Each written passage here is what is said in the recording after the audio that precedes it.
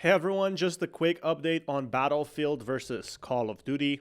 Seems like Battlefield is actively gaining players, with the player count exceeding over 700,000. Smash that like button if you haven't already. But currently, it's stable at around 500,000 players, which is still amazing just a few days after release, about 4 days or so. Now, we do have another news about Call of Duty, which is coming, and a lot of people are saying that a lot of people will start playing Call of Duty instead of Battlefield 6. But personally, I feel like that right now, Call of Duty is under a lot of pressure. Recently, they released a new update about hackers in Battlefield. Battlefield 6 is reportedly banning players for using Cronus Zen on both PS5 and PC, with users seeing ban messages in-game. The developers then also posted a warning telling users to not use it in Battlefield for now. So seems like PC using Zen with any of the 4 latest scripts to pause usage for now. Team is actively testing to understand what's causing the issue and is actively banning players at that point. But there is another one.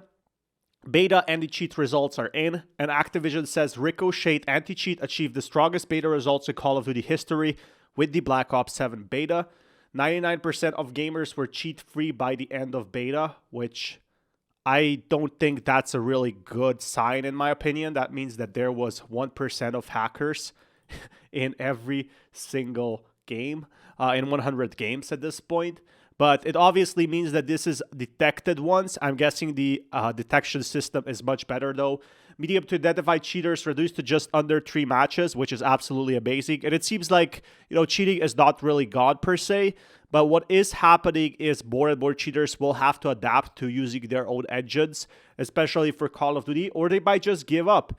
Now, there are a lot of undetected cheaters out there, but they're not nearly as much as, for example, in Warzone, where Warzone, they literally just bought accounts and they never got banned at that point. So I feel like streamer reviews are obviously very different, while a lot of Call of Duty YouTubers are jumping on the hype of Call of Duty Black Ops 7, including me.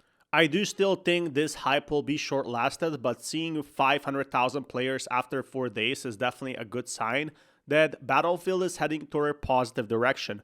I'm hoping what will happen in 1 month after Black Ops 6 releases, will most of these players switch back to Call of Duty and stop complaining. And of course, stay safe out there, because what's very obvious is that Battlefield 6, has an anti-cheat that is very strict and can obviously impact the system you're using for whatever reason, with users actually being banned in-game, and I'm guessing that will be reverted. So if you were banned in any shape or form, I also saw that same happening in Call of Duty Black Ops 7 beta, where people were getting reportedly shadow banned for playing the game, and they haven't even played, previous Black Ops. So I feel like that the anti-cheat still needs some adjustments, but it is miles beyond what we saw in Warzone and, for example, Battlefield 5.